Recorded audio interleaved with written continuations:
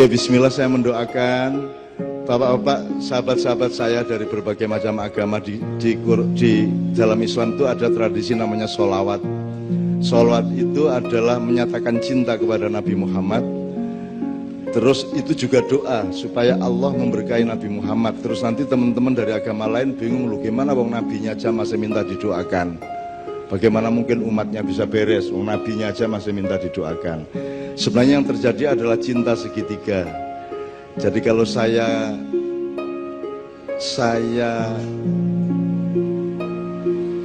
minta kepada Tuhan sesuatu, terus Tuhan tahu bahwa saya tidak mencintai kekasihnya Tuhan, maka dia ogah-ogahan mengabulkan permintaan saya.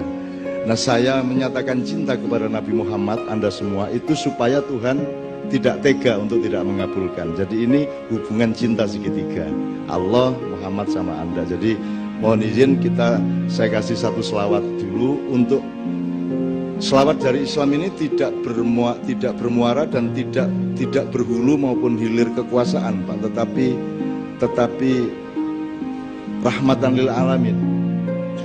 Jadi menjadi rahmat bagi semuanya. Makanya ucapannya kan ada dari swastiastu, ada salam sejahtera, ada shalom. Nah, kalau dalam Islam kan assalamualaikum. Jadi kalau saya bilang assalamualaikum berarti saya menjamin Anda selamat. Saya tidak akan menindas Anda, saya tidak akan ngonek-ngonek ke Anda, saya tidak akan membuat Anda tidak aman apapun saja. Harta Anda aman, tidak saya curi. Martabat Anda aman, tidak saya rendahkan. Dan nyawa Anda aman, tidak akan saya bunuh. Itulah assalamualaikum, kan gitu. Nanti amannya apa nanti kita terangkan dengan Jawa lah. Sandang, pangan, papan, itu harus aman. Nah, sandang nanti kita jelaskan bersama-sama bahwa itu bukan hanya urusan pakaian karo badokan itu ya. Itu urusannya sangat luas. Saya ngomong badokan kok Anda menjadi meriah ya. Jadi kata tak oke yo, sing kata-kata ngono kuwi ya. Begitu saya sebut yang begitu-begitu tuh langsung gembiranya ndak karu-karuan ya, Pak. Nek sing tak sebut halus-halus ki ning adem-adem wae. Jadi kata ya pancen derajatmu lah. Nek beliau ini kan dahar, gitu. Beliau ini dahar, saya nedo lah gitu ya. Kowe sing ngarep-ngarep iki ya mangan, nah sini rada mburi kan wis badok. Mburi meneh nyekek, apa meneh ngelontor, apa meneh njeglak. Nguntal gitu. Madura pasti punya bahasa kasarnya apa, Pak? Abaduk. Masih nabu baduk ya. Baduk. Podo jane kosakatane podo. Madura itu bukan bagian dari rumpun Jawa. Madura itu adalah pinggirannya rumpun Melayu. Jadi bahasanya asal-usulnya bahasa Melayu, tapi karena hidupnya sengsara di tanah yang tidak ada rumputnya, maka akhirnya kata-katanya selalu kasar-kasar. Dan karena di sana tidak begitu ada pohon-pohonan, maka mereka tidak ngerti bedanya hijau sama biru. Ngertinya langit itu biru, maka karena pohonnya juga tidak hijau-hijau amat, maka disebut biru juga. Jadi sampean kalau punya kencan sama orang Madura, diperjelas dulu hijau itu gini, biru itu gini gitu. Karena mereka tidak bisa membedakan. Gitu. Jadi nanti di surga mereka selalu bilang, wah surganya biru ya gitu. Padahal hijau.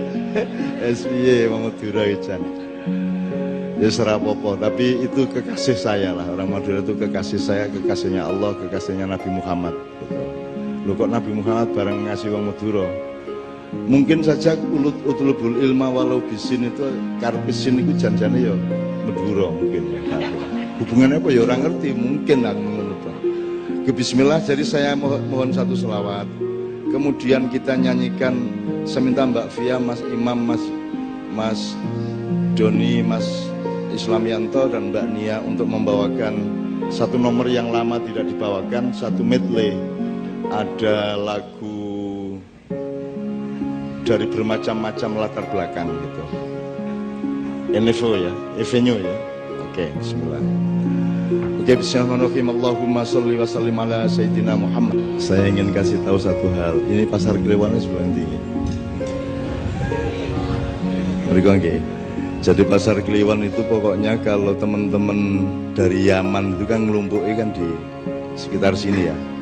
Jadi dulu ada imigrasi cukup besar dari transmigrasi antar negara dari daerah Yaman Arab sana ke sini. Dan yang datang ke sini memang rata-rata orang Yaman, yaitu pelantun-pelantun sholawat. Mereka para habaib atau habib, orang-orang yang mencintai Muhammad. Ya, nah, jadi saya belajar sholawat itu dari pasar Kliwon. Gitu. Aku iki ra iso asline, kepeksa lah rano sing gelem ya toh, tak lakoni ya toh. Kabeh do ora wani ngetokke selawat ning musolane dhewe, akhirnya aku nang ndi tak gawa ben wae do diarani desa ya pancen desa arep ngopo kowe aku jan desa. Nah, setelah saya umumkan terus saya ajak Mas Haddad semuanya ya sampai sekarang ada Habib Syekh segala macam, akhirnya kan selawat diterima di seluruh Indonesia dan seterusnya. Nah, teks atau buku atau kumpulan puisi yang indah yang berjudul Simtudur itu Simtuduror ya, itu dari Yaman ditransfer ke sini oleh cucu penulisnya, oleh putranya. Nah, Habib Elwi. Gini Pak Muzamil, sampean sing jelas Pak Muzamil. Timbangan aku di trombol terus ini. Jadi gimana ceritanya Simtuduror ini, Pak Muzamil? Ya, Simtuduror itu kan ditulis oleh Habib Ali bin Muhammad bin Husain Al-Habsyi yang beliau itu tinggalnya di Siwun di Yaman. Dan itu langsung dituntun oleh Nabi Muhammad SAW beliau. Ya, saya tidak akan membawakan seluruhnya ini karena tidak mungkin. Ini kalau dibawakan seluruhnya ini bisa sampai jam 1 ini tok. Itu pun tanpa musik. Dan itu kan nanti Anda tidak jadi selawatan tapi hatimu mangkel, malah ndongak kelek nang aku untuk kena kowe dhewe malahan kan gitu. Wong aku nglakoni apik kok ya to ning kowe mergo kaya nek kowe ngimami sembahyang kedawan surate kan ya apik karepmu ning ya miso-miso apa makmummu niku waduh Al-Baqarah modiar iki kan. Pertama modar ning begitu wis mulai meh ceklak-cekluk kae suwe-suwe metu kalimat thayyibah. Nyun sewu alon-alon. Jadi kita ini punya masalah ya di Solo, ya di Jogja, ya di DIY, provinsi-provinsi, nasional, bahkan masalah-masalah global. Semua masalah itu ada 3 macam. Yang satu masalah-masalah yang kita bisa merumuskan dan insya Allah bisa kita selesaikan. Tapi ada masalah yang agak lebih tinggi, dia punya kans mungkin bisa kita selesaikan, mungkin tidak bisa kita selesaikan. Jadi kita harus punya kategorisasi. Yang 3 yang tertinggi adalah masalah yang kita mustahil mampu menyelesaikannya. Satu-satunya jalan adalah kalau Allah menolong kita, kan begitu. Nah, yang ketiga ini cukup banyak jumlahnya. Makanya saya sangat bahagia Solo yang pernah terkenal sebagai kota teroris di seluruh dunia, kan gitu. Malam ini menyelenggarakan deklarasi. Jadi iya Pak, ini semacam apa? Deklarasi itu bahasa Arabnya apa Pak Muzamil? Istiqlal atau Mada fil Arabiyah. Ya, bisa apa? Iklan. Ya, deklarasi bisa, atau kalau seperti Nabi Muhammad kan wasiqah ya. Wasiqah. Pokoknya gue ya rambut to ya, dikandani apa ya, manut itu ya. Tapi pokoknya ada tekad bersama di Solo ini dan ini kan luar biasa. Jogja aja kemarin malah teman-teman Papua malah mengambil keputusan untuk pergi dari Jogja dan itu sebuah luka yang bisa panjang akibatnya ya. Dan belum ada recovery sampai hari ini. Di Solo yang terkenal dengan laskar-laskar bermacam-macam, terkenal dengan lirik-lirikan antar golongan, antar agama, antar macam-macam, itu justru ada deklarasi yang luar biasa. Jadi deklarasi ini dihidupkan oleh kesadaran mengenai 5 pilar bangsa dan negara Republik Indonesia. Pilar pertama adalah soko gurune Indonesia itu ya rakyat Indonesia itu sendiri. Jadi syaratnya negara di tanah air itu ada rakyat. Jadi itu pilar 1. Ibarat masjid Demak itu yang paling tengah sing gede dhewe, itu rakyat. Jadi rakyat ini yang memiliki kedaulatan, yang memiliki tanah dan air dan yang punya hak apa saja. Itu itu rakyat. Yang nomor dua adalah balungannya rakyat. Balungan itu kekuatannya, yaitu tentara dan polisi. Kalau dulu tentara rakyat Indonesia, sekarang terus kemudian Angkatan Bersenjata Republik Indonesia, sekarang TNI. Nah itu kan tulang belulang kita. Bayangin kalau Anda tidak punya tulang, kan ngelembrek ngene kan. Berarti nek melaku SB, makanya hidup itu harus ada tulang belulang, dan kita harus punya tentara, kita harus punya polisi, kita harus punya kekuatan-kekuatan yang menegakkan badan kita kan. Itu kedua. Yang ketiga, akalnya, pilar yang bernama akal sehat, yaitu intelektualitas kita, yaitu kaum cendekiawan, para kesatria gitu ya, kaum cendekiawan. Ya cendekiawan itu apa nek di Ponokawan ya Petruknya gitu. Kalau Gareng filosofnya, kalau Petruk itu intelektualnya, Bagong itu seniman budayawannya, Semar itu keseluruhannya kan, kira-kira gitu. Nah pilar yang ketiga adalah kaum cendekiawan. Maka ada sekolah, ada universitas. Ya nanti kita jelaskan secara Pancasila nanti kalau ada waktu. Pilar yang keempat adalah kekuatan adat dan kebudayaan. Solo ki beda karo Yojo, aja njur Solo padha karo Yojo. Ya pancen Solo ki beda karo Yojo. Blangkone ya siji Bendul, siji Trepes kuwi. Aja njur demi perdamaian terus digawe separuh-separuh. Jadi Bendole Jogja dikurangi, kene digawe rada Bendol sithik, ndak usah. Nek pitik-pitik wae, nek bebek-bebek wae. Supaya kita damai adalah bebek-bebek jangan menyuruh pitik jadi bebek, kan begitu. Pitik dhewe ya aja rasa pengin dadi manuk, kan gitu. Kowe nek wis mangan tempe ya wis tempe kuwi sing paling apik, paling enak. Anggo sore nek ana sop buntut alhamdulillah, ana tengkleng alhamdulillah. Ning pas anane tempe sing paling apik ya tempe kuwi. Makane kowe mangan tempe karo ngelamun tengkleng. Tempene ra penak, tengklenge ra kelakon. Nah bangsa Indonesia kan rada ngono-ngono kuwi to. Ya toh. Apa kurang puas, semua kurang puas ya. Ini jadi yang ketiga, yang keempat adalah adat dan kebudayaan. Apa lagi mau? Itu bom lagi. Gak dibaleni. Iki mesti ana dulur-dulur saka alam yang lain ya, serah apa-apa. Berarti mereka ingin disapa. Ya, assalamualaikum, ya, assalamualaikum.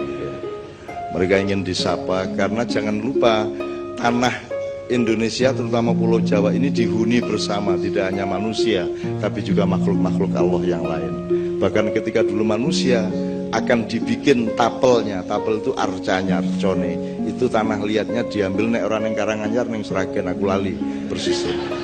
Tanah liatnya diambil di situ oleh pertama Jibril, tapi diserang sama iblis, kemudian Mikael diserang lagi, kemudian Israfil juga diusir sama iblis. Kemudian ketika iblisnya kecapean perang lawan 3 juniornya itu, maka kemudian Israel diam-diam datang ngambil tanah liat itu, langsung dibawa ke surga. Di situ kemudian dia bikin manusia Adam. Maka karena Israel yang bikin sampean, yang bikin patung sampean itu, maka dia yang punya hak untuk ngambil nyawa sampean. Nah, jadi saya kira Anda boleh sekali-sekali lupa Jibril, Mikael, tapi nek karo Israel kudu apik-apik kowe ya. Mbangane kowe engko ana keputusan mendadak di reshuffle kowe kok. Ya kan? Di reshuffle kowe. Yo apa meneh reshuffle ra nggo alasan kok diganti ngopo ora ana alasane. Wis pokoke piye carane PAN iso entuk akeh kan gitu. Muhammadiyah iso entuk akeh gitu, mergo NU wis beres kan gitu. Dan seterusnya lah, aku rasa ngomong politik ya. Nanti daripada Anda seneng gitu. Oke, itu pilar keempat, adat dan kebudayaan. Pilar kelima adalah adat dan kebudayaan, termasuk keraton ini. Ini kekuatan kita, dan kita belum punya bentuk negara yang tepat sekarang ini. Kita ini negara republik, tidak menghormati orang tua kita. Kita tidak bisa menempatkan keraton Solo ditaruh di mana, keraton Jogja itu letaknya di mana dalam proses kesadaran bernegara kita kan itu. Sementara semua negara Eropa itu pakai kerajaannya. Ya Inggris, Denmark, Spanyol, semuanya kerajaannya dipakai, kita enggak. Kini republik pure, orang nganggo ngurmati apa jenenge leluhur gitu. Nah, suatu hari kita akan rubah semua itu. Bismillahirrahmanirrahim gitu ya. Embuh sapa sing nglakoni aku ora ngerti. Sebab suatu hari akan ada perubahan atas pertolongan Tuhan supaya cetha keseimbangan Indonesia itu terus mbiyen iki. Indonesia iki dudu barang anyar. Indonesia iki barang sing terus biyen-biyen kae dinekno yang dulu itu. Dari konstitusinya, filosofinya sampai formula kenegaraannya dan seterusnya. Nah, itu yang keempat. Yang kelima adalah agama dan spiritualitas. Malam ini sebenarnya acara persatuan Solo, kerukunan Solo, tapi kita memakai bungkus keagamaan juga. Wong dari awal wis assalamualaikum kita awal mau. Kalau sing donga ya wong Islam, dadi ya jenenge sing donga wong Islam ya mesti apa meneh wong Madura kan bahasa Arabnya apik banget kae. Gitu ya, tadi ya Bapak ya. Iya, bahasa Arab wong Madura luwih apik mbangane raja Arab kok piye. Oh tenan kuwi asli kuwi. Raja Arab itu kalau bahasa Arab beneran fushah itu kleru-kleru. Nek wong Madura ki apal setiap kata wong bendina maklari Hajar Aswad kok.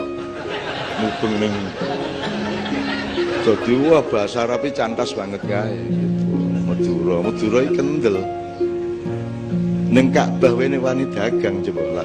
Wani maklaran. Nek wong liya kan ra wani nek mafia migas ngene kan wanine ya ning Jakarta.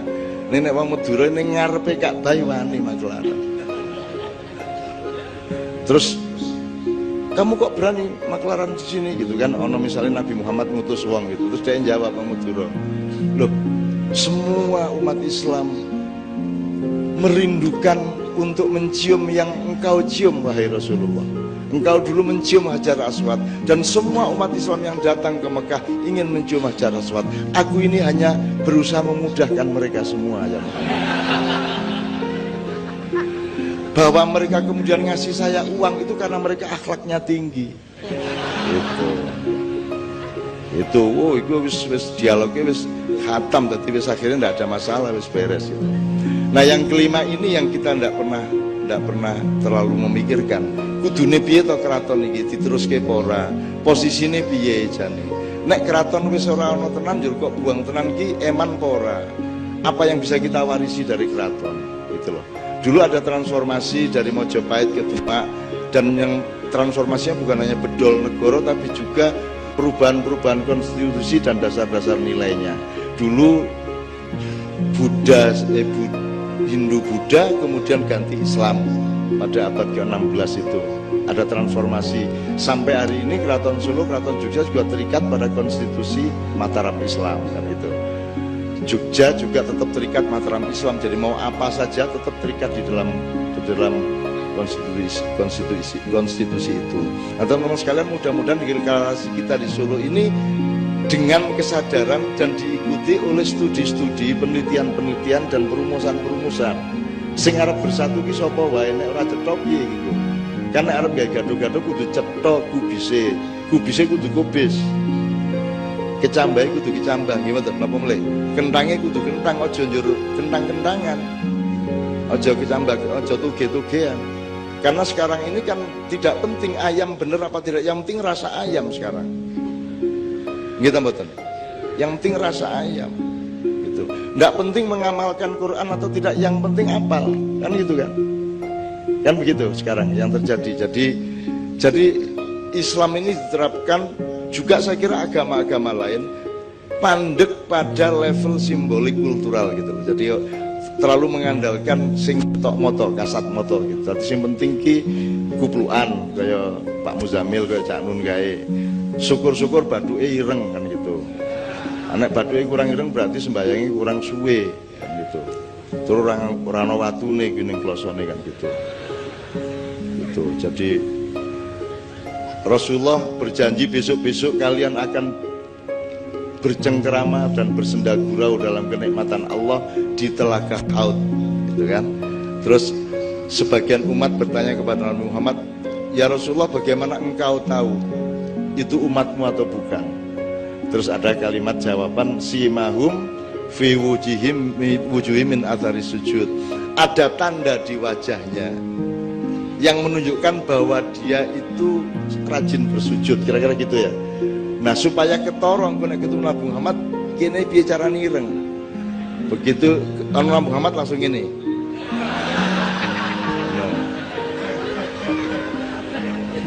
Nek perlu nggawa ana handphone dikai anu kae selfie ngene iki tuh sinare nyinar ini iki lho, ireng lho iki lho. Umat jenengan lho kula niki gitu. Gitu. Oke. Jadi 5 pilar itu mudah-mudahan menjadi kesadaran dan itu harus kita cari. Saya kira ada banyak yang harus kita benahi di negara kita ini Bapak-bapak. Termasuk hubungan antar agama, karena tidak ada kok orang bertengkar karena agama, itu aslinya tidak ada. Tidak ada mergo kowe Kristen aku Islam ya ora dikerengan ya ora ono jane. Mergo kowe wong Solo aku wong Yogyakarta kerengan ya ora ono kejaba bal-balan. Nek bal-balan ora peduli menang kalah, sing penting kerengane kan gitu kan. Itu kan Bu Brojo Musti mbok nek kene apa jenenge? Pasopati mbok apa nek bal-balan tuh memang itu makhluk asing lah, makhluk aneh lah. Mau wani numpak dhuwure sepur wong 200 dhuwur gerbong wani kok. Kuwi kan malaikat kowe dol metoko lho iki piye to iki menungso iki. Tur ora njur gocekan tegang kae ora njur cekelan di pinggir gerbong ya ndak ya ming metingkrang kae karo ngerokok kaya ora apa-apa kae. Ini betul-betul makhluk luar biasa di Pulau Jawa ini, luar biasa. Terutama yang sepak bola itu. Dari situ teman-teman sekalian, saya akan pelan-pelan. Sebenarnya saya mengambil judul malam hari ini itu keseimbangan. Jadi hidup itu keseimbangan. Nek filsafati keadilan. Jadi bentrok itu tidak karena kamu Islam saya Kristen, tidak karena kamu orang Solo saya orang Yogyakarta, tidak karena kamu cerek-cerek ijo tok orang mergo kuwi. Asline awake dhewe iki bentrok iki mergo ana sing ora jujur. Nggih mboten? Ana sing ora adil, ana sing geragas, ngoten gitu. Ana sing memanipulasi, ana sing nyolongan gitu loh kan. Ana sing menikam dari belakang, ada yang curang gitu-gitu itu. Jadi sebenarnya ada yang merusak keseimbangan di antara manusia. Maksud saya keseimbangan itu gini loh. Misalnya kita ngomong sandang, pangan, papan. Sandang itu jangan dipikir cuma baju. Sandang itu kan lambang dari martabat hidup Anda. Kalau tidak percaya sederhana kok. Wis kono siji maju rene muda. Wis kowe sing ilang apamu? Pakaianmu apa martabat uripmu? Martabat. Jadi sandang dalam filosofi Jawa itu maksudnya adalah eksistensi dan martabat kehidupan. Makanya dodot ira kumitir bedah ing pinggir. Nek ana wong wedok kaya ana misalnya pramugari kaya kan omahe adoh tukang jahit. Dadi wis jangkep kaine nganti nisor ning kene ora kumanan benang, ora dijahit. Dadi nek mlaku iki pupune sing nganti dhuwur ketok kae. Nek ana angin yo Sidratil Muntahane ya samar-samar ketok kae. Gitu. Nah, kalau ketemu mereka, tolong Mbak saya punya mesin jahit di rumah, tak jahitin gitu ya. Gimana ngomong apa kok tian kuning ini? Keseimbangan. Jadi sandang itu harga diri sebenarnya, dan harga diri itu bagian terpenting dari hidup manusia. Makanya disebut sandang dulu baru pangan. Mana yang lebih penting, makan atau berpakaian? Gue mangan beres ning muda piye kowe ayo. Piye edan to ya makanya ning nek ming ora mangan tapi kowe duwe martabat kan ming melarat ning ngono tok. Ning nek kowe mangane beres ning ora berpakaian kan edan. Jadi makanya disebut sandang dulu baru pangan. Nah, pangan itu pun bukan orang yang kuliner. Selama ini kesadaran manusia kan kesadaran kuliner. Kita punya lidah dipakai untuk testing kuliner, untuk detektor kuliner. Apa don? Yang harus kita kasih makan kan semuanya, ya toh? Hati kita, pikiran kita, ya toh? Jiwa kita, rasa seni kita. Bayang nek menungso ora dipakani rasa seni nih. Rasa seni itu kan di semua kitab suci kan semua sastra ya Pak ya. Sangat indah semuanya. Kitab apa saja indah semuanya. Dan manusia butuh keindahan. Sampai soal nyuguhi panganan wae kudu nganggo keindahan. Betul enggak? Nyuguhi panganan iki lho. Wis nyuguhi ngombe wis rasa mangan wis ngombe tok. Kowe duwe daya, kuwi kan nganggo cangkir tutupe njur lepek, njur le nyuguhi nganggo nampan apa bagi kan gitu. Apa njur dayamu teko kok gaweke ceret saka pawon ngene iki. Lah ya ora, itu namanya tidak mengerti keindahan kan itu kan. Jadi keindahan sangat penting. Mbak tadi kesini, Mas kesini kan kaosnya milih tadi. Milih kan. Itu pilihan apa? Pilihan ilmu, pilihan politik apa pilihan indah? Pilihan indah. Dan itu setiap hari, setiap hari. Jadi keindahan tidak bisa kita elakkan. Jadi teman-teman sekalian, itu namanya pangan. Nah, papan itu baru nanti urusan pilkada. Papan, pilpres. Papan itu artinya setiap benda, setiap orang, setiap konteks harus menempati atau ditempatkan di tempat yang tepat, itu namanya papan. Irung kuwi dadi irung kalau letak di situ, Mas. Betul enggak, Mas? Goblok iki dadi martabate ono. Nek tak salah iki kene, kuwi wae kudu ngene iki, Mas. Nek tak kene ngene, kowe wis ora percaya aku. Ya lah, Mas. Wis wis, aku mau munggah kono terus ngene kita iringke apa tak kene ngene, kan wis edan to kuwi. Jadi itu namanya papan, jelas ya. Jadi kelihatannya sandang pangan papan seolah-olah masalah fisik, enggak. Fisiknya, jasadnya, materinya paling pol 10%, yang 90% itu rohania. Papan rohaniamu namanya dalam Islam makom atau makomat, kan begitu. Semua ada tempatnya masing-masing. Ini cocoknya di mana, ini nek coro Jawa niki empan papan ya, empan papan ya. Atau bahasa modernnya proporsional. Itu kalau bahasa Arabnya apa, Pak? Usai'in fi mahallihi. Usai'in fi mahallihi. What usai'in fi mahallihi. What usai'in fi Mahallihi. Mahal itu tempat ya, wadah. Ya. Wadah. Oke. Oke, Pak Muzamil, saya langsung shortcut sedikit sebelum kita teruskan. Saya mohon nanti Bapak, tapi sebelum itu saya akan kasih lagu dulu dari Mbak Novia, Mas Imam dan lain-lain. Setelah itu kita ngobrol bareng. Saya tanya dulu ini sampai jam berapa? Ya Pak, sampean dulu Pak, geragas kabeh to Pak. Ono sing subuh barang gitu. Sebenarnya saya tidak tanya sampai jam. Saya itu cuma mau ngecek sing duwe penggawean sing endi, sing nganggur sing endi. Nah sing jawab subuh mesti ra duwe penggawean to. Kan gitu. Aku jawab kok acara nganti subuh mesti penganggur ijazah iki kan. Pak Muzamil. Kemarin di Padang Bulan di Jombang bulan kemarin kan kita menafsirkan beberapa ayat. Salah satunya adalah apa namanya gini. Pertanyaannya gini. Apakah kalau orang berbuat baik itu untuk diterima Tuhan dia harus beragama Islam dulu apa tidak? Kemarin jawabannya tidak. Karena ada dua ayat yang menyatakan tentang itu.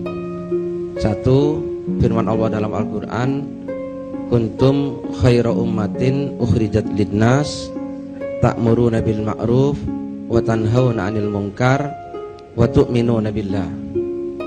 Jadi Allah berfirman, kuntum khaira ummatin, kamu itu sebaik-baik umat, ta'muruna bil ma'ruf, satu, kamu memerintahkan kebaikan, wa tanhauna 'anil munkar, dan mencegah yang buruk, keburukan, kemungkaran. Tu'minuna billahnya ditaruh belakangan oleh Allah, dan kamu beriman kepada Allah.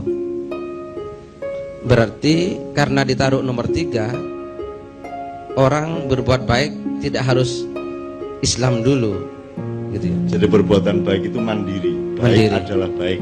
Ya, begitu. Apapun identitasnya. Gitu ya. Sampai nulung wong ya nulung wong. Ya baiknya terletak pada nulungnya itu, tidak pada identitas atau KTP-nya gitu kan. Gitu ya. Nek ini tidak berlaku Pak Muzamil, kue nek motormu kepleset jadi ditulung wong, kue takon sik jenengan muslim tapi mboten kok nulung kula. Wah mboten kula Kristen, nek rasa nulung kue. Ora ana gunane kue nulung aku ngono ya kira-kira. Gitu. Utawa nek ana wong tiba njur kue sing arep nulung, kue takon sik, kue Islam apa Kristen? Islam kula. NU apa Muhammadiyah. Ku gak ISIS kue. Kowe nganti modar kok tolong nek kok tolong. Engko NU sapa? NU Gus Dur apa NU Muhaimin? Kok ditamu kowe Gus Durian apa NU garis lurus apa NU plengkang-plengkung apa? Kowe Muhammadiyah Syafi'iyah apa Muhammadiyah Malikiyah? Nek Syafi'iyah orang ngerokok mergo Pak Syafi'i Marif ora tau ngerokok. Nek Muhammadiyah Malikiyah kuwi ngerokok terus mergo Pak Malik Fajar ora tau leran ngerokok.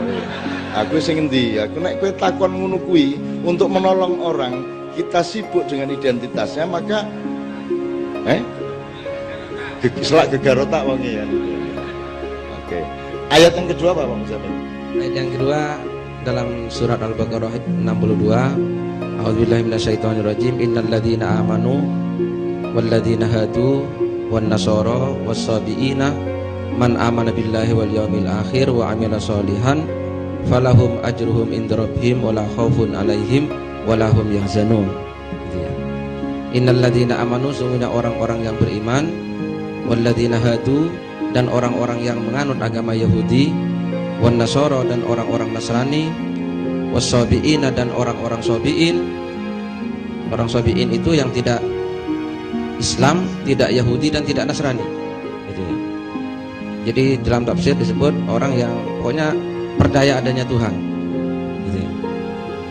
Man amana billahi wal yaumil akhir, siapa yang beriman kepada Allah, baik Islam, Yahudi, Nasrani, dan sabiin. Barang siapa yang beriman kepada Allah wa amila sholihan, dan melakukan kebaikan, falahum ajruhum inda rabbihim, maka bagi mereka pahala mereka, wala khaufun alaihim wala hum yahzanun, dan mereka tidak akan punya rasa takut dan punya rasa sedih dunia dan akhirat. Begitu. Jadi sangat jelas ya, teman beragama Kristen berbuat baik sama Allah, falahum ajruhum inda rabbihim, ya, sama Allah dikasih ajar. Ajar itu ya reward, ya apa, penghargaan atau pahala atau ganjaran dan seterusnya. Bahkan jelas ini ayatnya, jelas. jadi sampean berbuat baik aja. Makanya setiap agama outputnya kan akhlak, sholatnya itu, ibadahnya itu alat, itu dapurnya kan gitu. Tapi warungnya itu akhlak yang baik tadi kan gitu. Kon dari kowe aja sibuk ning dapur wae gitu. Dapur tetep kudu resik, kudu apik, kudu tertib, tapi yang dilihat orang kan duduk mawon nih. Yang dilihat orang adalah warungnya kan begitu. Nah, warungnya kudu ada panganan yang sehat dan enak. Jadi mudah-mudahan ini memperkuat deklarasi pada malam hari ini. Gitu kan. Soalnya kan nanti kan orang kok orang Islam kok berdamai sama Kristen bagaimana? Nah, Rasulullah itu gimana kira-kira, Pak Muzammil? Nabi Muhammad itu punya pembantu masih anak-anak Yahudi, dan sampai akhir hayatnya Yahudi tidak dipaksa oleh Rasulullah untuk masuk Islam. Anak itu. Nek kepengen kaya Rasulullah golek pembantu Yahudi ya. Rasulullah kalau dia teladan toleransi atau tidak? Teladan toleransi, buktinya dia punya pembantu, dibiarkan tidak dipaksa, beliau tetap menjalankan Islam, pembantunya Yahudi, ya oleh Rasulullah dibiarkan saja. Sampai satu ketika, nah ini bukan karena dipaksa, anak ini sakit, pulang ke rumahnya dijenguk oleh Rasulullah SAW. Nah pada saat sakit itu Rasulullah datang, terus dia ingin masuk Islam atas kesadaran sendiri. Terus oleh Rasul dirembuk sama orang tuanya, gimana ini anakmu masuk Islam? Ternyata orang tuanya setuju. Orang tuanya bilang, ati Abul Qasim, taati, manutlah kamu kepada Abul Qasim. Nah, kesadaran sendiri, bukan karena dipaksa oleh Rasulullah. Jadi selama bertahun-tahun dia Yahudi dan tinggal serumah dengan Rasulullah.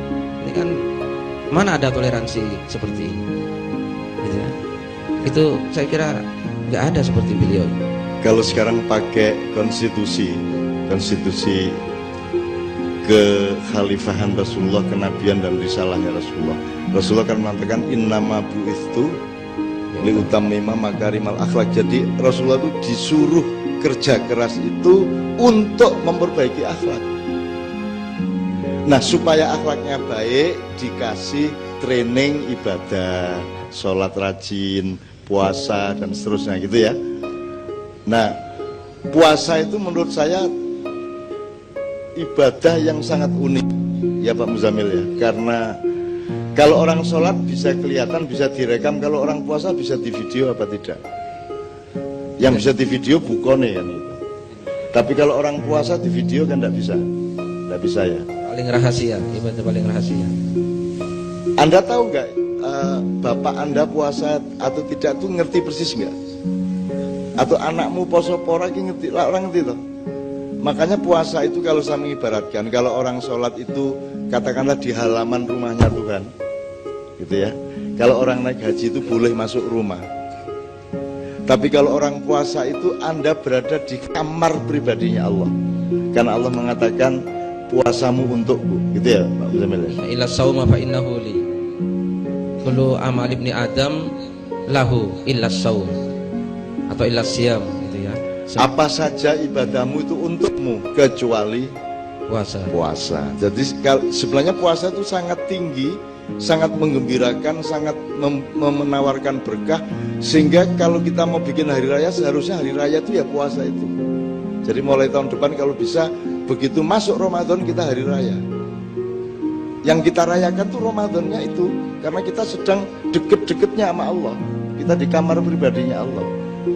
Nah, selama ini yang dirayakan kan begitu selesai Ramadan hari raya. Apa sebabnya? Mergo yes, wis entuk mbadok kan gitu kan. Terus hari raya kan gitu. Kita ngono kan.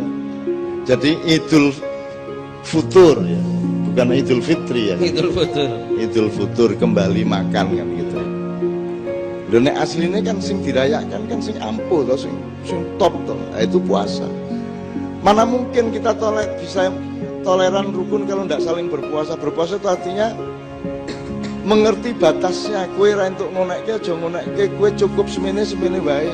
Kue aja ngetokke kue sugih di depan tanggamu sing larat banget kan gitu.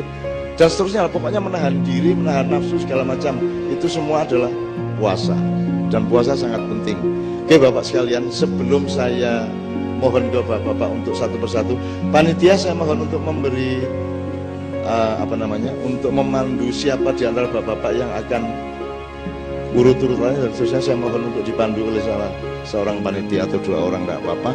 Sebelumnya supaya pangannya jangkep ya, jadi iki mau wikir wis rada suwe iki mau mikire ya, ikine wis dikai panganan, saiki ikine dikai panganan. Nah untuk iki apa arep Jawa, apa arep Barat, apa arep semau-maumu.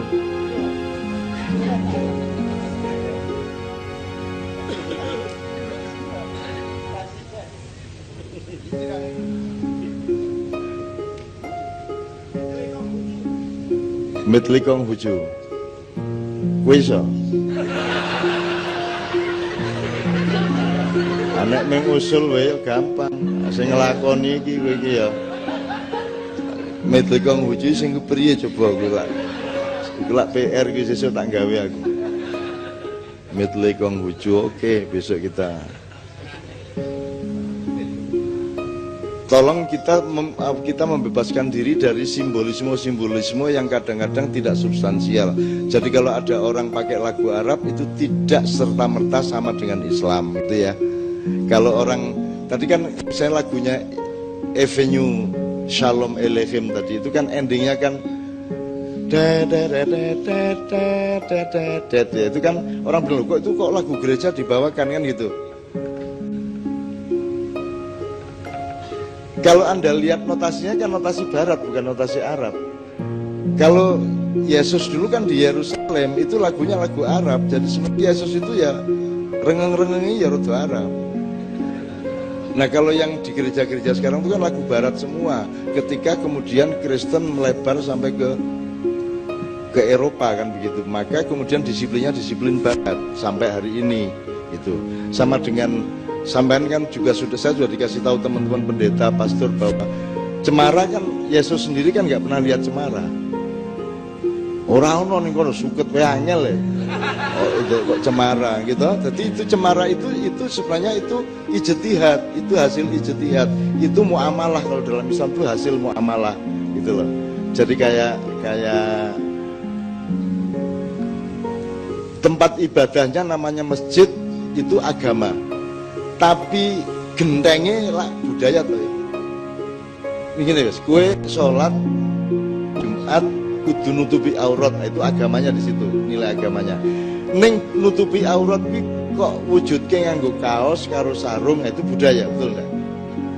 Asaki budaya untuk pora dalam beragama. Nek ra untuk budaya berarti diganti alam. Ya. Kan banyak orang yang mempersoalkan budaya itu haram. Berarti kau nek sembahyang nganggo belara. Kau ubel-ubel gini-gini gitu. Apik banget gue. Jadi budaya itu tidak bisa kita elakkan karena kita hidup itu pasti melakukan budaya, kan gitu. Pari ya ditutu kan gitu. Setelah ditutu diliwet kan gitu. Setelah diliwet kasih sayur, itu semua budaya. Nek budaya lain tuh berarti mangan pari. Berarti jaran kepang gue. Jaran kepang mangan pari gitu. Kelambi abang sing marai ya tiga gae.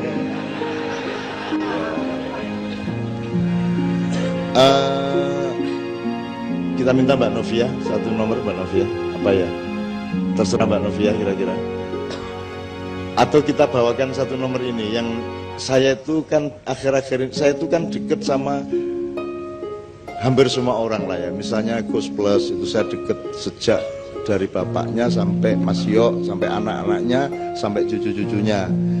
Nah, Anda kan tahu lagunya Mas Tony Kuswoyo yang judulnya, yang dinyanyikan Yon, yang judulnya Andaikan Kau Datang. Andaikan kau datang kemari, itu ya. Itu Yok cerita pada suatu itu tahun kemarin kira-kira, dan ada, Anda cari di YouTube ada. Yok cerita itu bukan lagu percintaan laki-laki dan perempuan, Cak. Itu adalah lagunya Mas Tony menjelang meninggal. Dia menyesali hidupnya yang tidak terlalu dekat kepada Tuhan, dan kau itu di situ Tuhan. Gitu loh. Terlalu dari hidup itu terlalu indah dikenangkan, terlalu indah dilupakan, terlalu sedih untuk dikenang. Ya, itu ya. Jadi yang dimaksud di situ Tuhan. Jadi dia takut nanti sesudah mati kalau ketemu Tuhan terus ngomong dia aku iki. Andaikan kau datang kemari kembali, terus jawaban apa yang kan ku beri, gitu ya. Adakah yang ku temui untuk kita kembali lagi. Itu artinya mbok entuk ora kuwi urip baleni remedi apa hair awengi kokean nang silir ya gitu kan, upamane lo ya, upamane kok kula dikasih second chance lah, ke kesempatan kedua itu.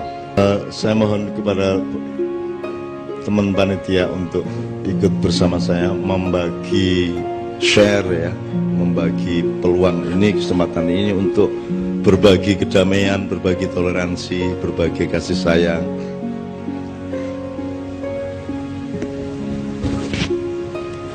Monggo Mas, kita persilakan satu persatu barangkali. Ya.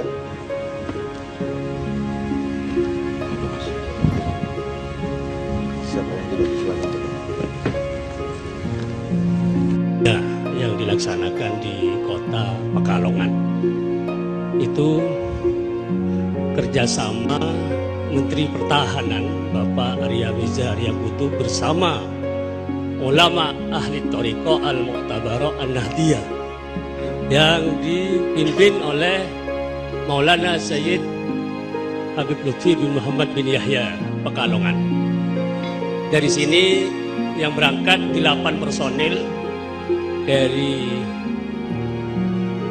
pengurus dan anggota Jatman, Jam'iyah Ahli Thariqah Al-Mu'tabarah An-Nahdiyah, dan juga dari Pondok Pesantren 1, sehingga 8 itu datang ke menghadiri konferensi internasional ulama sedunia yang dihadiri oleh 49 negara, termasuk dari Amerika juga hadir ulamanya. dari Inggris juga. Nah, di situ yang dibicarakan seperti yang kita laksanakan malam ini. Maksudnya di situ adalah membela negara masing-masing, termasuk kalau malam ini di Surakarta ini dalam rangka juga membela Surakarta, umat Islam dan umat-umat yang lain dari berbagai agama yang ada di Surakarta. Sehingga deklarasi tadi itu disampaikan bersama oleh masyarakat dan tokoh agama di Surakarta yang disampaikan Bapak Kapolresta. Di Pekalongan kemarin selama 4 hari itu konferensi itu diantaranya menekankan bagaimana toleransi antara umat beragama, karena terjadinya bom bunuh diri di berbagai negara, termasuk di Iran, di Syria, dan kita saksikan semua, termasuk di Surakarta yang sebelum hari raya itu kecil. Itu karena memang tidak adanya toleransi. Jadi para ulama yang hadir ke Pekalongan itu menyampaikan diantaranya yang harus kita masyarakatkan, kita sosialisasikan adalah tasamuh antara kita semua. Bainana wa bainakum, bainana wa bainahum, bainan nas, sedunia harus toleransi. Makanya acara malam ini adalah judulnya adalah Surakarta Dukung Toleransi. Kota berseri, kota solawat, kota toleransi. Ini adalah intinya membela kota Surakarta. Kalau Indonesia membela negara Indonesia. Saya kira itu sebagai oleh-oleh dari tokoh agama khususnya dari Islam yang ikut dalam konferensi internasional yang dilaksanakan di Pekalongan berkaitan dengan acara malam ini. Jadi kita semua di sini seperti apa yang dikatakan Bapak Kapolresta tadi, harus menjaga Surakarta ini menjadi daerah yang aman, damai, tidak ada letupan-letupan kayak kemarin sebelum hari raya itu. Kita harus lawan semua kalau ada seperti itu, dan kita jaga betul, dan kita tolak kalau ada orang yang mau merusak tatanan kita bermasyarakat dan bernegara. Saya kira itu. Assalamualaikum warahmatullahi wabarakatuh. Ya, untuk selanjutnya dari Romo Antonius Budi Wihandono dari Katolik, kami silahkan. Baik, selamat malam. Selamat malam. Selamat malam. Pak MH, tadi dikatakan temanya keadilan ya. Kalau di Katolik itu jarang bicara mengenai keadilan, Pak. Jarang. Karena keadilan itu belum ada nilai plusnya. Menggik kudune gitu loh. Menggik kudune ngono pancen. Nek aku ngresnani wong tuaku ya pancen kudune ngono kuwi. Tapi masalahnya di Indonesia ini untuk sampai ke keadilan saja tidak bisa. Banyak yang tidak bisa. Bahkan walaupun demikian orang Indonesia dikatakan paling bahagia. Arti penjarawe dadah guyu itu ya. Arti penjarawe dadah guyu, nek orang-orang asing itu tutupi isin. Nek wong Indonesia arti penjara saya dadah itu.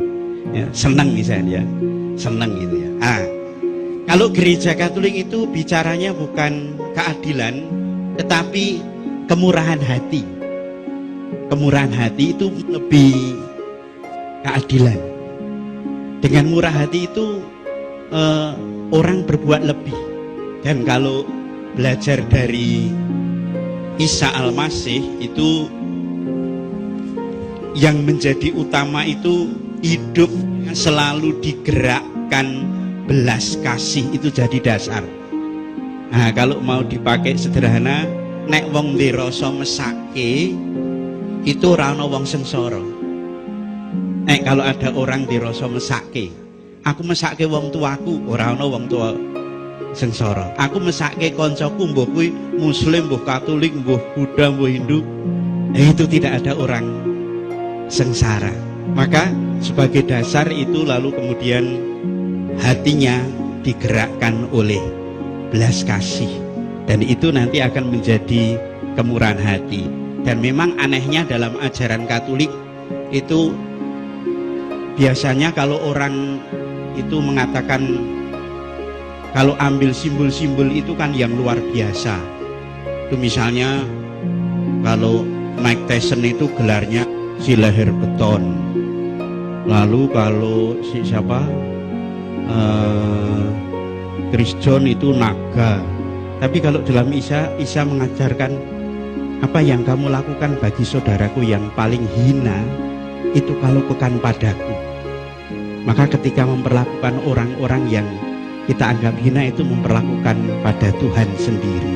Nah, ini hanya bisa dengan gerakan cinta kasih, belas kasih. Maka kalau di Solo ini juga didasari dengan gerakan pertama belas kasih, di situ tidak akan ada hal-hal yang buruk. Demikian dari saya. Terima kasih. Terima kasih Romo.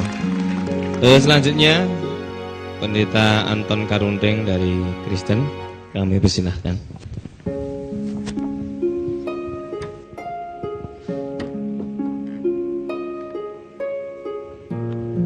Selamat malam. Selamat malam. Shalom alaihim. Nah, tadi kan sudah dinyanyikan Shalom alaihim ya.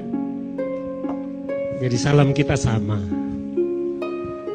Hukum yang terutama bagi orang Kristen adalah mengasihi Allah dengan segenap jiwa, segenap kekuatan, seluruh hidup, dan mengasihi sesama manusia seperti diri sendiri. Jadi toleransi ada di sana, saudara-saudara. Mengasihi siapapun itu hukum. Dan itu harus dipraktekkan mulai dari diri sendiri.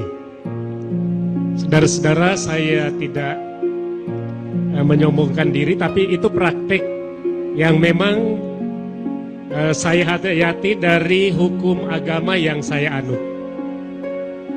Saya punya pembantu sejak istri saya itu umur 14 tahun. Kemudian dia punya cucu ponaan, ikut. Lalu saya sekolahkan sampai lulus sarjana. Agamanya apa? Agamanya Islam. Saya tidak melihat dia dari agamanya, tapi sebagai sesama manusia. Nah, sekarang sudah lulus dan mulai kerja.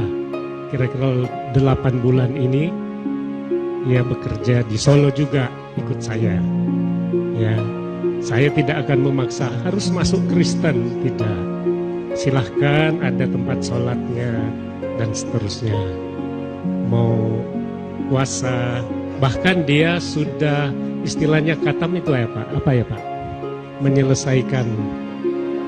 Ya, sudah khatam katanya dia. Saya tidak terlalu mendalami gitu. Saya dorong saja supaya dia melakukan agama sesuai dengan keyakinannya. Jadi kita mengasihi sesama manusia, siapapun juga, seperti kita mengasihi diri sendiri. Itulah hukum dari Kristen. Demikian, terima kasih. Kok sudah Pak? Ya, masih bisa ditambah Pak? Iya silakan Pak. Ya, nanti. Iyalah, kita menganggap ini baru UUD 45-nya. Oh ya, masih yang lain lagi aja. Ini kita sepakati untuk kita bagi-bagi. Jadi saya tak berlagak sebagai orang yang seolah-olah lebih memahami Bapak Pastor dan Bapak Pendeta untuk menyambungkan ke Anda semua yang saya anggap agak kurang memahami dibanding saya. Kenapa ya Pak ya? Jadi saya ingin menjelaskan pada gini, karena ini anak-anak saya, mereka ini namanya generasi milenial. Generasi milenial itu generasi yang paling berperan di dalam menciptakan perilaku dan kecenderungan di sebuah milenium. Maka disebut milenial. Umurnya dari 17-18 sampai 38 hampir 40. Ini rata-rata begitu, Pak, umurnya. Dan mereka ini yang paling penting. Kejaba sing wis tuwa-tuwa kaya aku ya. Nah, yang dimaksud Bapak Pastor tadi itu gini, pertama, keadilan itu tidak akan pernah tercapai oleh manusia, sudah pasti. Jangankan keadilan, kebenaran juga tidak ada, kebaikan juga tidak ada.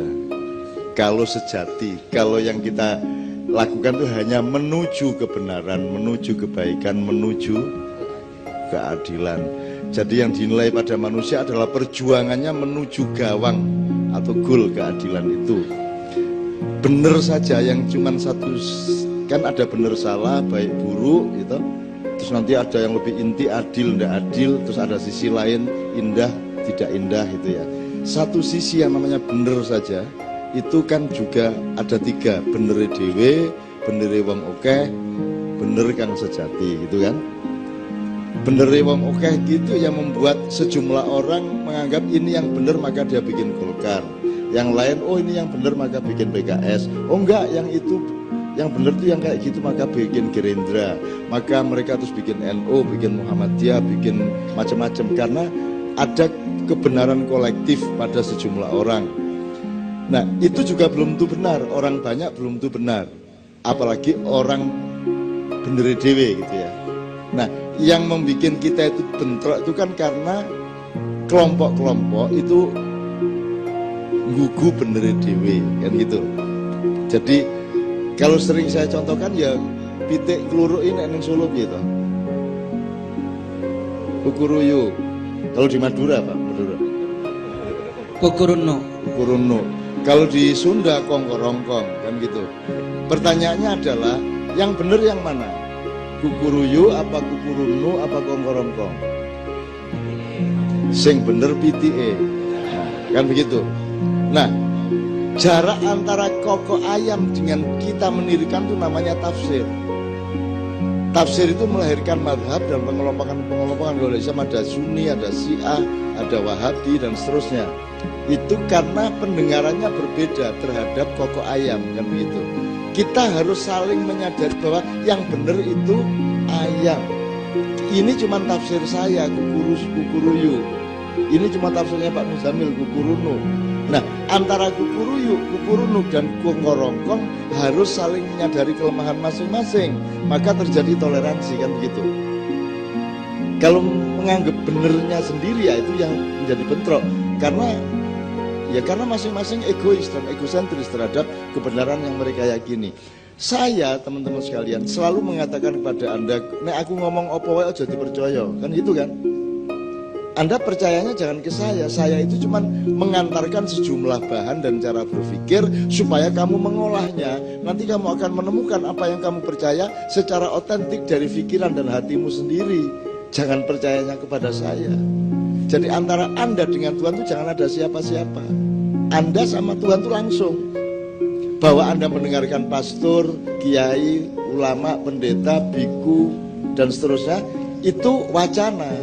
Tapi dia tidak mewakili Anda. Dan dia tidak bisa menyelamatkan Anda. Apakah pastor bisa menyelamatkan umatnya? Tidak bisa. Apakah kiai bisa menyelamatkan umatnya? Tidak bisa. Apakah ketua majelis ulama bisa menyelamatkan umat? Tidak bisa. Apakah ketua NU menyelamatkan nadhin? Tidak bisa. Hanya Anda sendiri yang bisa menyelamatkan dirimu di depan Tuhan. Maka kalau Anda beribadah kepada Tuhan, jangan ada siapa-siapa. Dan saya tidak mau ada di antara Anda dengan Tuhan. Susahnya pimpinan-pimpinan agama seneng manggon kuno kuwi. Jadi menjadi gerhana dia di tengah-tengah antara Tuhan dengan umatnya gitu loh. Karena di sini nih akses eksistensi kepemimpinan ada di situ. Terus dia duwe jabatan, terus dia nanti punya akses ekonomi kan begitu. Nah saya tidak mau ada di situ. Dan saya tidak mau Anda percaya. Saya kesini supaya Anda percaya sama Allah, tidak percaya sama saya. Gitu loh. Nah aku dipercaya, enggak aku disindir sama Allah. Gitu loh. Siapa panutanmu? Cak Nun gitu ya. Pane. Terus itu Nabi Muhammad ketemu aku panutan ya yang ngono gitu. Amotar ta aku. Amo aku nek disindir-sindir kaya ngono kuwi lho, aku yang mulane aku aja dadi panutan. Oh kowe ora iso ngenut aku, wong aku dudu kowe dudu aku. Sing iso kok ambil dari aku adalah sebagian yang relevan terhadap kamu, sebagian dari kecenderungan saya yang pas untuk kamu. Dan kalau kamu teruskan, kamu sudah bukan niru saya, kamu meniru orang yang pihak yang sebelum saya, entah itu Nabi, entah itu Tuhan sendiri, bukan sayanya. Saya cuma akselerator dari nilai dan kecenderungan itu, betul enggak?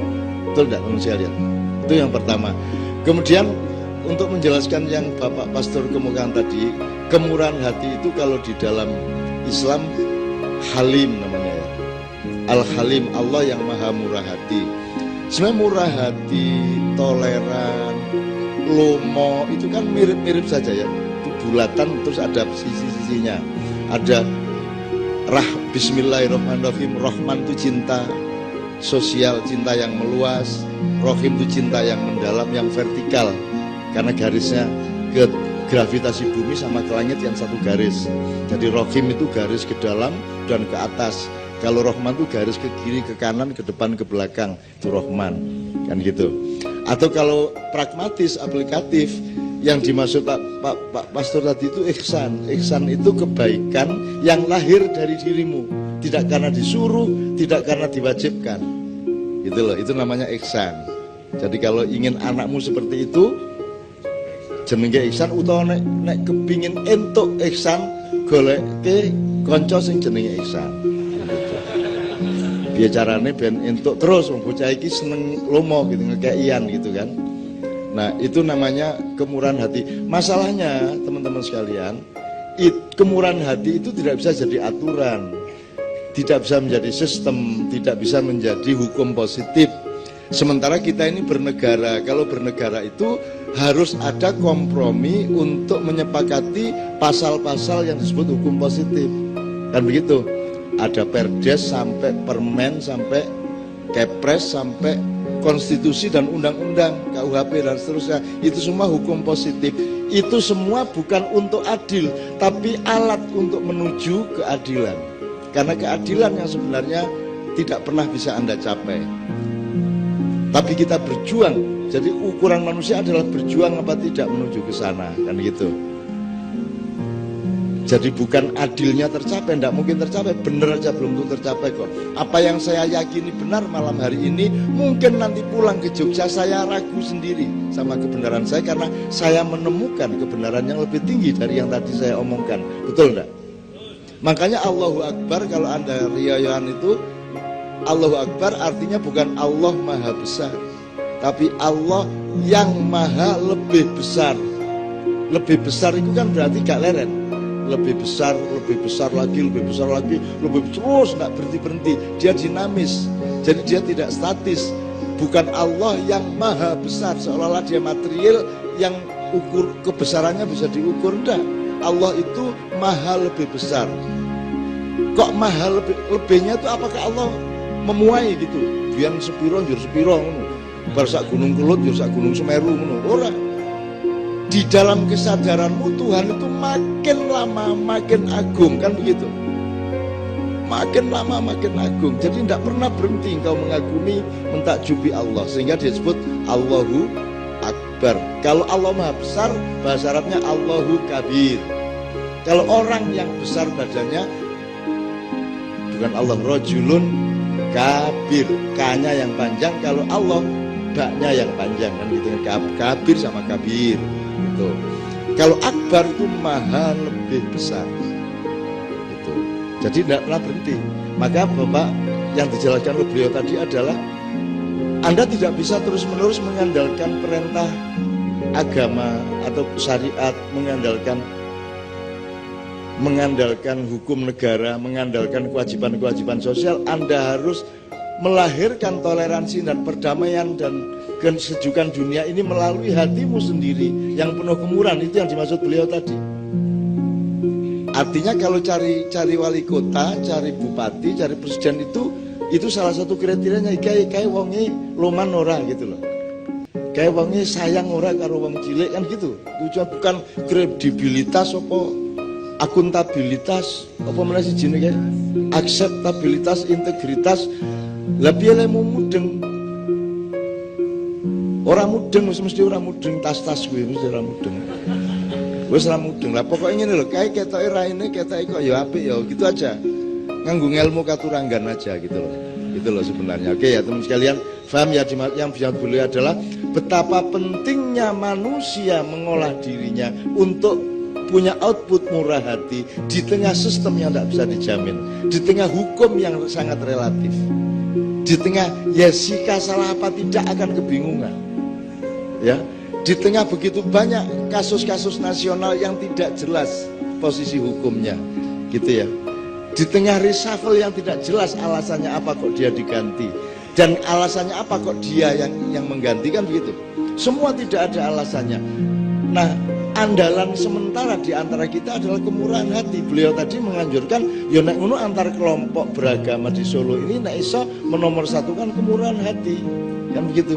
Kalau mengandalkan perjanjian atau mengandalkan hukum-hukum positif, hukum positif itu rendah derajatnya. Misalnya orang mencuri dihukum, kan begitu. Dia tidak, hukum itu tidak ngerti mencuri karena apa, tidak peduli. Yang penting kue nyolong. Bahkan sekarang orang belum menteror sudah disebut teroris. Durung ngapa-ngapa kuwi. Wis dicap teroris terus dihukum dan boleh dibunuh. Ini terjadi tidak hanya di Indonesia tapi secara internasional. Kan tidak boleh mengadili identitas, Pak. Tidak boleh gini ngecap kowe PKI itu tak hukum ra iso. Kowe kafir tak hukum ra iso. Nek kowe mateni wong lagi dihukum, kowe nyolong dihukum. Yang dihukum itu perbuatannya, meskipun yang mengalami hukuman adalah pelakunya. Tetapi titik hukuman itu berdasar perilakunya, bukan berdasar identitasnya. Sekarang kan identitas sudah diadili. Ini dicurigai kelompoknya Santoso digerebek, kan begitu. Nah terus piye nek ngene iki? Nah ini aku iso ngarani kowe iki sesat iki sesat. Terus dia duwe kanca-kanca iki sak anake sesat kabeh. Terus nanti saya hukum Anda, enggak bisa. Jadi hukum positif itu lemah. Apalagi hukum positif yang subjektif seperti itu. Gitu. Ono sekolah diarani teroris gitu kan. Sak piturute. Nah, teman-teman sekalian, malam ini kita mendapat penyadaran dari beliau bahwa wis ojo mengandalkan banyak hal di luar dirimu. Andalkanlah kemurahan hatimu sendiri kepada sesama manusia. Ngoten nggih? Ngomong nggih. Akan gitu kira-kira. Ngerti tuh aku, makanya gue ya toh. Lumayan loh. Aku ora tau melu misal loh. Nek aku ngerti yo. Artine kanca-kancaku Katolik aku ngerti kebiasaane, habitatnya dan ekosistem rohaninya aku ngerti kebiyen mergo aku saya temennya Romo Mangun, saya temennya Romo Dik Hartoko, saya temennya Romo Kuntoro, Romo Van Dongen di Nijmegen, Romo yang di Romo Magnis, Romo Girjito sak pitur tahu. Aku biyen iki tahu dipolo karo pastor-pastor ning Klatenku ning gereja, Pak. Seminggu aku ning kono kuwi. Ditakoni terus kae. Dadi aku ijen musuh pendeta semono kae, pastor semono kae. Ning ya dikai nggon sembayang gitu. Jadi saya di situ sendirian dan pokoknya saya jadi orang Islam sendirian hidup di situ. Saya sesi tiap hari gitu, berhari-hari itu dan saya hafal sama teman-teman itu gitu. Dan aku koncone dan aku sering ganggu-ganggu. Jadi ketika Romo Mangun dulu masih sugeng itu pernah kami diskusi di LIPI. Romo Mangun ngomong apik banget ya, terus setelah itu dan aku ngomong saudara jangan percaya sama Romo Mangun. Nah, Romo Mangun itu ala itu politik itu. Romo Mangun itu sebenarnya diem-diem dia punya proyek. Dan itu dia itu membiayai banyak kristenisasi di Indonesia. Romo Mangun kan pucet, piye iki ainun iki. Pucet iki. Aku tenang kae. Jangan percaya sama beliau. Beliau ini punya rumah makan sedunia. Nek ora percaya kayak delok gambare kayak lah persis Romo Mangun kayak soalnya. Kolonel Sanders kayak itu persis Romo Mangun. Wah yo asu bajingan wah dinesone aku. Lah aku main geguyon, saya kan kalau nggak bisa guyon nggak sedulur ya Mas ya, nggak sedulur gitu loh.